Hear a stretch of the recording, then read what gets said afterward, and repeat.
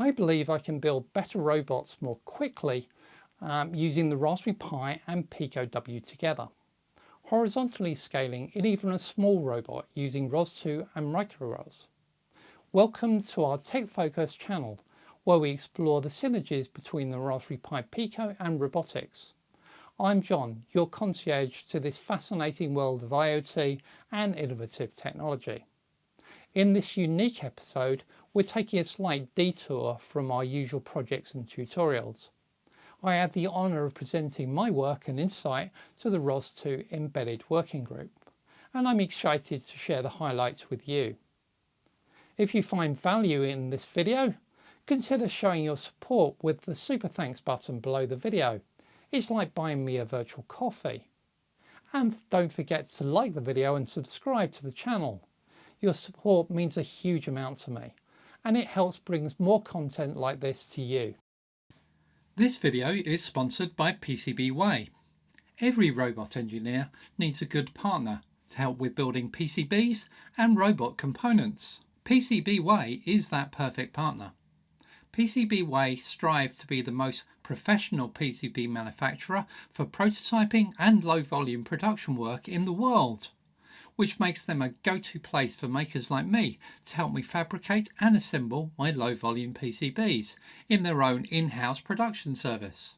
PCBWay have lots of options for PCB types and coatings, along with instant quotations through their website for most services.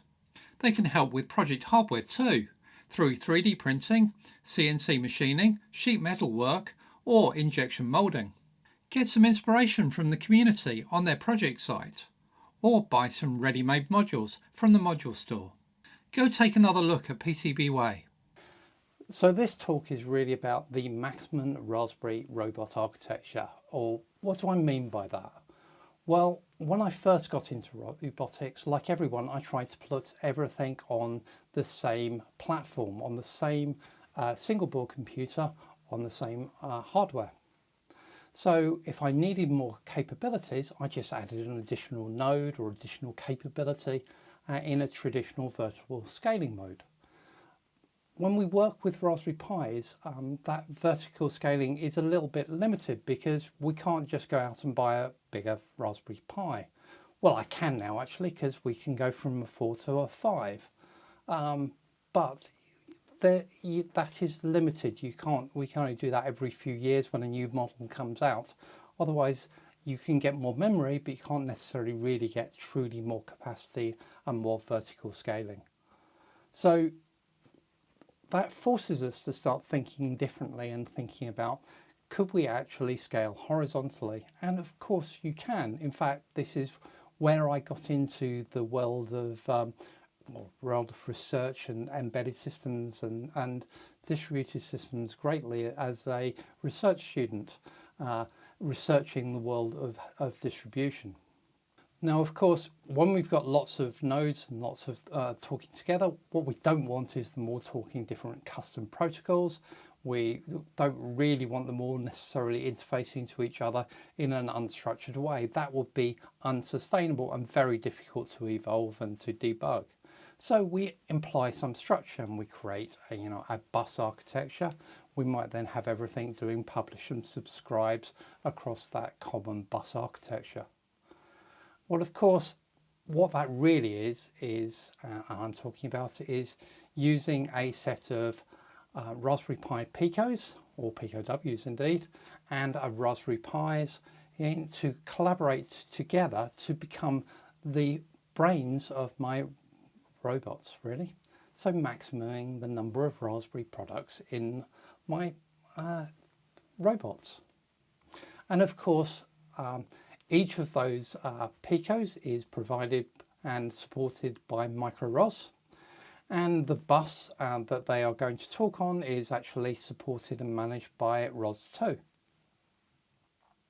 And I'm also going to inject FreeRTOS in there because I find it really useful to have that concurrency control and to be able to actually separate things out. I'll talk a bit more about that as we go through the presentation. I might even add some cloud services on the side of this as well. Who knows?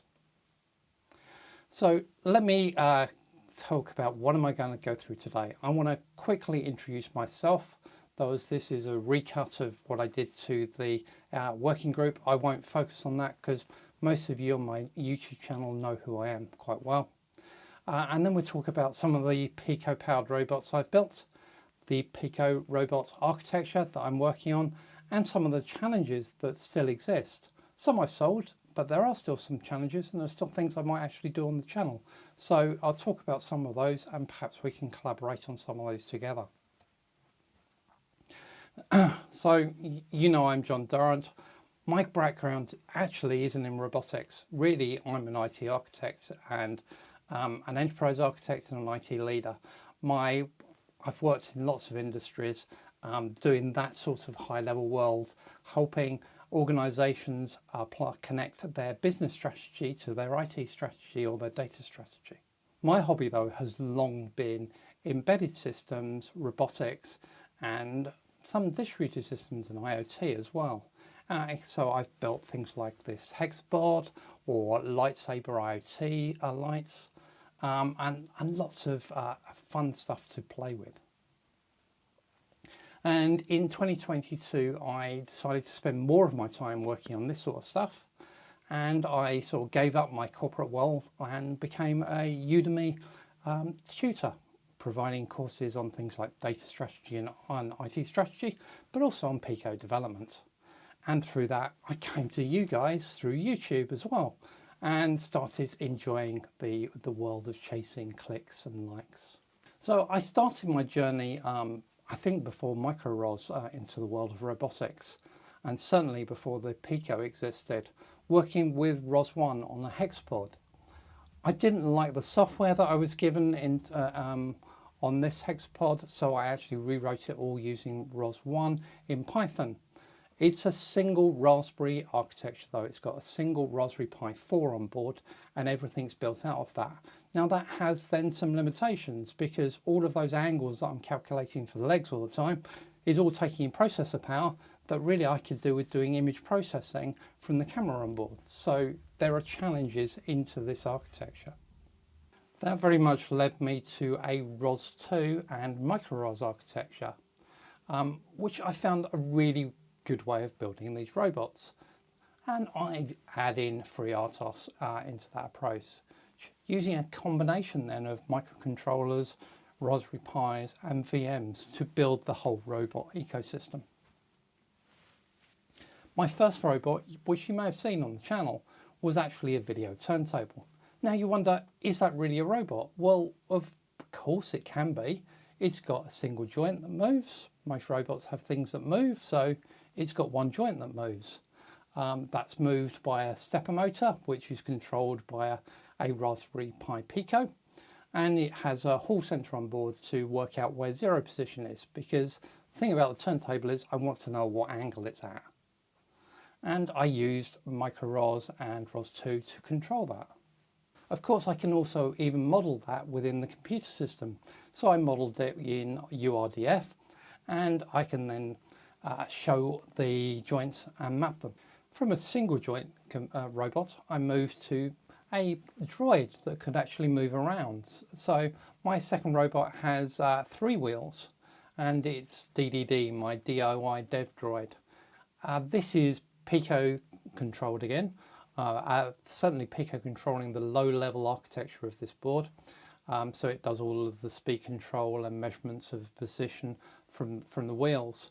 And then it uses a Raspberry Pi Pi 4 to handle the high level functions, things like odometry. So where is the robot in space, and mapping, communication, and you know, there are future works to do on this as well, working into the planning and navigation stacks.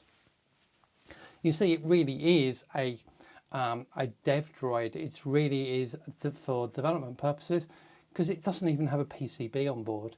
It's actually just using a breadboard to give me the connection so that I could actually experiment, try things, plug additional things in, try things out. And in fact, the current version as it sits on my desk has got a lot more on this. It's got a LiDAR on it, and it's got ultrasound sensors. So, you know, it's an evolving piece of work.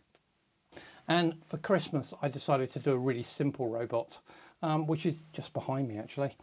which is a robot sensor. Again, we're using that Raspberry Pi Pico to control the load level stuff. So again, it's doing the pan and tilt head, managing the simple servos basically, and the RGB colored LEDs that are lighting up the eyes. The complex software then is on a Raspberry Pi, which is looking at the camera and move instructions. So the head actually is able to follow faces around and move around to focus onto where those faces are, and it will indeed recognize me and turns the eyes to go blue when it sees me in its frame. So this architecture, well, you can see we're talking about splitting high-level functions like face tracking and detection onto the Raspberry Pi 4, and low-level functions like motor control onto the Raspberry Pi Pico. And that's really the architecture I want to talk about, and how I build that and what that really looks like. So from a software architecture point of view, we're very much using ROS and MicroROS as the communication stack. It's a communication adapter from my world of the Raspberry Pi Pico out to the robotics world. Whereas all of the actual control, I've actually split off and put in FreeRTOS kernel. Now, the reason I've done that is, you know, I do appreciate that MicroROS actually has some RTOS features, some real-time operating system features, but I've actually got more experience in doing things with FreeRTOS kernel, and also I can split things out if I build things under FreeRTOS kernel and actually unit test things more easily and build them up in pieces, and then bring it together to become a full system. Now that actually helps me build faster, and that's the reason that I tend to do that. So the architecture of this really, well, we've got this scheduler within FreeRTOS, and on the Raspberry Pi Pico we can run that across a single core or dual core, which means we can get every ounce of processor capability from this little microcontroller. And on top of that, I actually run a task that is dedicated into a bridge over into the world of MicroROS and out to ROS2. And that bridge task does all of the communication. By putting all that communication in a single task, I remove some of the complexities of interaction between my other tasks and the complexities of concurrency control that they can have. So I have a standard strategy where that single task is taking things off a queue or answering requests and pushing them out. And then the other tasks on there are doing things like motor control, sensors, etc. And then they can basically send messages via the MicroROS bridge or get notified of events happening via the MicroROS bridge. So to do that, I use a strange architecture of the Raspberry Pi Pico. So I need communication out from my Pico to my Pi 4 for MicroROS, and I tend to do that over USB. And what I actually have done is reuse some of the standard code that is in the demo for the Raspberry Pi Pico to place that using standard I/O. Now that means that I'd almost certainly lose the ability to do simple things like printfs and see debug what's going on. But actually I can gain that back, because the very strange architecture, I think, of the Pico is that it actually allows us to have 2 or actually 3 standard IOs going to different places and to choose which messages go where. So I've able to actually have standard I/O going and providing UART and use that for telemetry purposes. So very much visibility of what's going on and debugging, while having performant and resilient communication for MicroROS are still on standard I/O going out of the USB port. So the MicroROS bridge, well, what have I built in there and what haven't I yet? Because we're a long way on with this, you know, and I've used it on several robots and it does some really great stuff. So it's able to publish messages, to subscribe to messages, and to provide handling of those messages when they arrive, so to fire them off to the correct observer. But there are stuff in the world of MicroROS that I haven't actually touched and haven't included into that at the moment. Things like actions and services, which are slightly longer lived transactions than just a publish or subscribe. And there is also a binding potentially that you could compile onto a Pico to the C++ binding for ROS2. And I would really desperately like that. One of the reasons I'd like that is because it includes the PID algorithm. PID algorithm is really important for controlling motors and things. Let's go on and talk about the challenges, because that really talks about where I've missed that and had to take other strategies. So my challenges in the world of MicroROS have been a little bit about resilient comms. That's taken me some work to get that to a place where I'm happy with that. Custom messages and this C++ binding. So first of all, the resiliency and comms. Well, when I first started playing around with MicroROS, I got huge amounts of dropout and disconnections of the robot. Things would just not connect, or I'd have to keep resetting the Pico, and it's taken me some work to try and get that to a point where it actually is resilient, and now actually I don't have those problems. And part of that's been actually evolving a full state machine within the framework, and also giving myself telemetry of what's going on. That includes our standard I/O mechanism that I've already talked about. In fact, on my most recent robots working with the X-arm, so a 6 degrees of freedom robot arm, I actually am using yet another serial UART input output on that. So not only have I got the MicroROS going over USB and telemetry on UART 0, but I'm also using UART 1 to provide control of the servos, because they're bus servos on that model. So there's quite a lot of comms going in and out of my little tiny Pico. But there could be more comms. And one of the other opportunities that we could do with MicroROS is certainly communicate over TCP or UDP into the world of ROS, and therefore not require that USB cable.